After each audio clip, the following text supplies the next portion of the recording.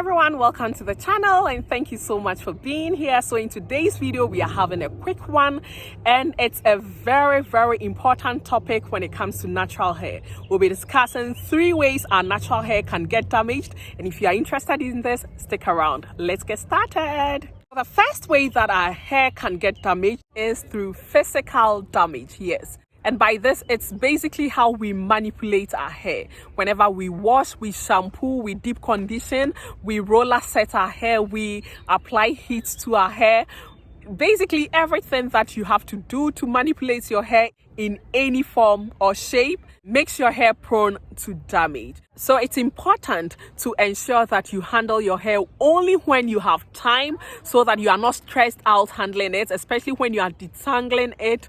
You are extremely cautious and gentle not to damage your hair, not to break it, or not to just pull it out of your out of your scalp. You know, it's a no-no. You need to be gentle with it and handle your hair only when you have time. For me, if I do not have time, then I'm just going to cover my hair with a hair cover such as this. It's very convenient. Or I can just moisturize my hair and hold it up in a bun rather than leaving it out loose. When it comes to the tools that you apply to your hair, you need to inspect it. But the number one tool when it comes to our natural hair is our fingers. Yes, you need to just check your nails to find out if you don't have any part of it broken off that is going to rip through your hair. You need to check your combs. You need to check your styling tools. You need to inspect it very well to ensure that it doesn't rip through your hair. The next kind of damage is heat damage. Yes, at a temperature of 220 degrees or more, our natural hair can get damaged. So whenever you are exposing your hair to too much heat, please try as much as possible to take this range into consideration. Although this is the generalized temperature at which hair gets damaged by heat, please try to know your hair, because not all hair is equal, and the conditions within which you apply heat is really important. Are you applying heat protectants before styling your hair, or which products are you applying before you apply heat to your hair? They are very important to take into consideration. Also, how you prep your hair before you apply heat, how you shampoo it, the kinds of deep conditioners you use, moisturizing deep conditioners. For me personally, I do not apply direct heat onto my hair anytime, be it blow drying or straightening. I have straightened my natural hair in the past on a couple of occasions, but in both cases, I never apply heat whenever I use a protein deep conditioner. And the reason is this: once you use a protein conditioner, it's going to strengthen your hair. It's not going to be to allow it to be more pliable, you know, as compared to using a moisturizing conditioner. And that is a personal preference for me. I have noticed that it works best for my hair, but please try as much as possible, know what works best for your hair and implement it. Also, inspect the tools that you are using. Make sure that it's given off the amount of heat that it stays is given. Make sure your heat protection serum or mist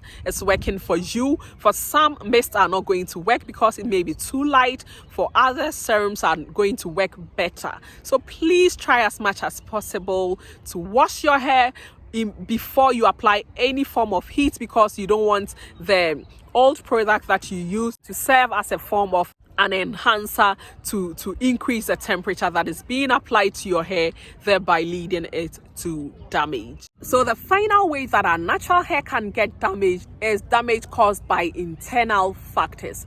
Yes, internal factors can cause our hair to get damaged, and by this I mean that if we are deficient in certain vitamins and minerals within our body, we are going to experience excessive shedding.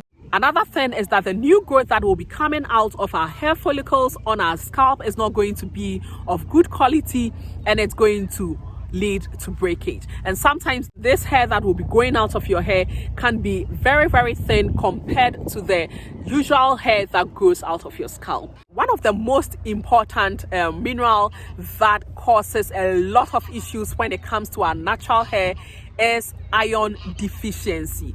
Being deficient in iron can cause a huge and tremendous effect on your hair, and it can cause excessive shedding of your natural hair. So please try as much as possible to have at least yearly visits to your doctor to ensure that your blood work is really good, that you are not deficient in a lot of minerals, especially iron or vitamins. It's really good. Also, if you need to take multivitamin supplements, please do, but there's nothing better. I must say that again, repeat it, there's nothing better than eating your fresh fruits, your fresh vegetables, cooking homemade meals. Getting your minerals and vitamins from whole foods is really important. So please try as much as possible to invest in these. Another thing that we must take off is having adequate sleep. Yes, it's important for you to have adequate sleep and rest. You do a lot. Know when it is time for you to take a pause and a nap here and there and de-stress yourself, because if you do not rest well during the day, you are going to be stressed out, or when you encounter certain situations that does not need to stress you out, you are going to be so stressed out. And stress is not your friend. Once you are stressed out, your body is generally going to release cortisol, which is going to fight the stress. But the cortisol that is released to fight the stress has harmful effects on our bodies, and our hair is not excluded. So please rest well, read books, have fun with your families, know when to pause when you are handling too much, relax. Yes. It's easier said than done, but please at least try as much as possible for the health of your body to avoid stressful situations. And that is it. Thank you so much for watching today. Please share in the comment section if you have ideas on how our natural hair gets damaged, and also share your tips with us, how you deal with it. It will be interesting to know. If you've not already done that, kindly subscribe, like and share this video with your friends and family if you found it helpful. Until I come your way again, you are a rare pearl because you are precious. See you in the next one. Bye.